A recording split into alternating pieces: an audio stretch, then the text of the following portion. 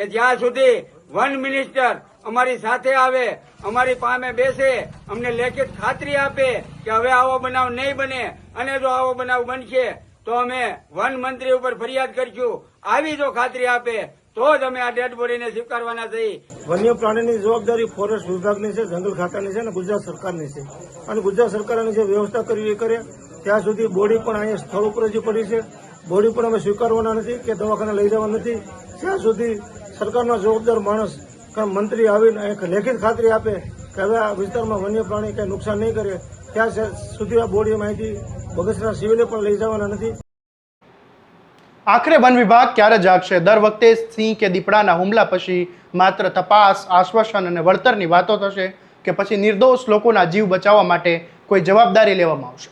બગસરાના ઘંટિયાળ ગામમાં સિંહણના હુમલામાં માત્ર 7 વર્ષના માસૂમ બાળકનો જીવ ગયો છે, પરંતુ આ ઘટનાએ ફરી એકવાર વન વિભાગની કામગીરી સામે ગંભીર સવાલો ઊભા કરી દીધા છે.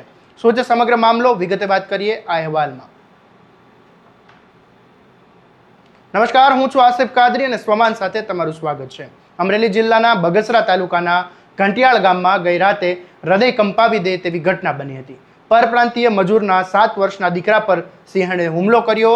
પારસ સોજિત્રાની વાડી પાસે બાળક હતો ત્યારે સિંહણે તેને ઢસડીને દૂર લઈ ગઈ. હુમલામાં બાળકનું મોત થયું અને ઘટનાની જાણ થતાં આખા ગામમાં શોક અને આક્રોશ ફેલાઈ ગયો છે. પરિવાર પર હતો દુઃખનો પહાડ તૂટી ગયો છે, પરંતુ ખેડૂતો અને ખેત મજૂરો પણ રસ્તા પર આવી ગયા છે. લોકોનું કહેવું છે કે આ કોઈ પહેલી ઘટના નથી. ઘંટિયાળ ગામમાં આ ત્રીજી વાર વન્ય પ્રાણીનો હુમલો થયો, જ્યારે બગસરા પંથકમાં આવી 22થી વધુ ઘટના બની હોવાનો ખેડૂતોનો આરોપ છે. ત્યારે સાંભળી લો ખેડૂતો અને સ્થાનિકો શું કહી રહ્યા છે. હુમલો કે આ બનાવ આ પહેલો બનાવ નથી. આ ગામમાં આ ત્રીજો બનાવ છે અને બગસરા તાલુકામાં આ 22મો બનાવ છે. આવા બનાવ અવારનવાર બનતા રહે છે અને જંગલ ખાતાના અધિકારીઓ અને એમના એસએફઓ બીએફઓ ઓલાન બધા આવી અને ફક્ત ને ફક્ત ખેડૂતોને આશ્વાસન આપે છે. આ જગ્યાએ જો એમનો સિંહ મળ્યો હોય ને તો ખેડૂતોને જેલમાં પૂરવામાં આવે છે.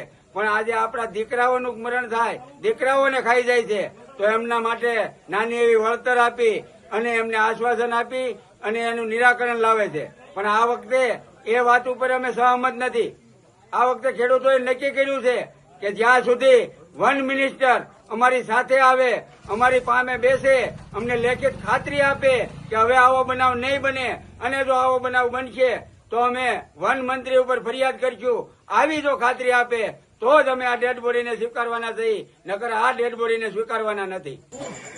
આજે બગસરા તાલુકાના ઘંટિયાળ ગામે પારસભાઈ સોજિત્રાની વાડીએ એમપીના જે લેબરો હતા, વાડી પણ રોડ ટચ વાડી છે, ત્યાં બાજુમાં નાનો દીકરો 7 થી 8 વર્ષનો ઝાંઝરું ગયો હતા.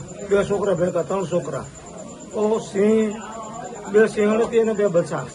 એ છોકરાને ત્યાંથી ઉપાડી ગયું. અહીંથી અંદાજે 1 કિલોમીટર ઉપરાંત એને ઢસડીને લઈ જાય એ છોકરાને. અને અહીંથી ખબર રાઈડ થઈ એટલે પાછળ માણસો દોડ્યા તો 1 કિલોમીટર આગળ એ છોકરાને સિંહણના બચ્ચાના મોઢામાંથી છોડાયું. બગરા આ ઘંટિયાળ ગામમાં આજે આ ત્રીજો બનાવ છે. બગરા તાલુકામાં આજે આ 21મો બનાવ છે. વારે વારે ફોરેસ્ટના અધિકારીઓ આવે, આશ્વાસન આપે હવે બનાવ નહીં બને. તો બનાવ તો આ સિલસિલો ચાલુ છે, અટકતો નથી. વન્ય પ્રાણીની જવાબદારી ફોરેસ્ટ વિભાગની છે, જંગલ ખાતાની છે અને ગુજરાત સરકારની છે. અને ગુજરાત સરકારની જે વ્યવસ્થા કરવી એ કરે. ત્યાં સુધી બોડી પણ અહીંયા સ્થળ ઉપર જ પડી છે. બોડી પણ અમે સ્વીકારવાના નથી કે દવાખાને લઈ જવા નથી. ત્યાં સુધી સરકારના જવાબદાર માણસ મંત્રી આવીને એક લેખિત ખાતરી આપે કે હવે આ વિસ્તારમાં વન્ય પ્રાણી કઈ નુકસાન નહીં કરે, ત્યાં સુધી આ બોડી માહિતી બગસરા સિવિલે પણ લઈ જવાના નથી. અને લઈ જાય તો ફોરેસ્ટવાળા ભલે લઈ જાય, અમે આ ડેડ બોડી સ્વીકારવાના પણ નથી. આજે મજૂરની સ્થિતિ અકસ્માત વિકટ પરિસ્થિતિ છે. આખા તાલુકાના જે લેબરો છે ગામડામાંથી એ બિસ્તરા પોટલા ભરી રવાના થઈ જાય વન્ય પ્રાણીના ત્રાસના હિસાબે. ગામ લોકોનું કહેવું છે કે વારંવાર રજૂઆત કરવા છતાં વન વિભાગ તરફથી માત્ર આશ્વાસન મળે છે, પરંતુ કાયમી ઉકેલ આવતો નથી, જેના કારણે આજે એક નિર્દોષ બાળકને જીવ ગુમાવવાનો વારો આવ્યો છે. ઘટના બાદ મૃત બાળકના પરિવાર અને ગામ લોકોએ મૃતદેહ સ્વીકારવાનો ઇનકાર કર્યો અને તેમની માંગ છે કે વન મંત્રી અથવા તો વન વિભાગ લેખિતમાં ખાતરી આપે કે ભવિષ્યમાં આવી ઘટના ફરીથી નહીં બને. અને લોકોની સુરક્ષા માટે અસરકારક પગલાં લેવામાં આવશે. આ દરમિયાન વન વિભાગ સામે વધુ એક ગંભીર આરોપ લાગ્યો છે. ગામના લોકોનો દાવો છે કે બાળકના માતા પિતા હાજર હોવા છતાં મૃતદેહને બિનવારસી ગણી હોસ્પિટલમાં પીએમ અર્થે ખસેડવામાં આવ્યો હતો. આ વાતથી લોકોનો ગુસ્સો વધુ વધી ગયો અને હાલ ઘંટિયાળ ગામમાં ડરનો માહોલ છે. ખેડૂતો કહે છે કે હવે ખેતરમાં કામ કરવા જવું પણ જોખમ બની ગયું છે. બાળકોને બહાર મોકલતા પહેલા પણ ડર લાગે છે અને મહિલાઓ પણ એકલી બહાર નીકળતા ગભરાઈ રહી છે. જો વારંવાર સિંહના હુમલામાં લોકોના જીવ જઈ રહ્યા છે તો લોકોની સુરક્ષાની જવાબદારી કોણ લેશે? શું દરેક ઘટના પછી માત્ર વળતર આશ્વાસન પૂરતું છે? અને શું વન વિભાગ કોઈ એવો કાયમી રસ્તો શોધશે કે જેથી ફરીવાર કોઈ પરિવારને પોતાના બાળકને આવી રીતે ગુમાવવું ન પડે?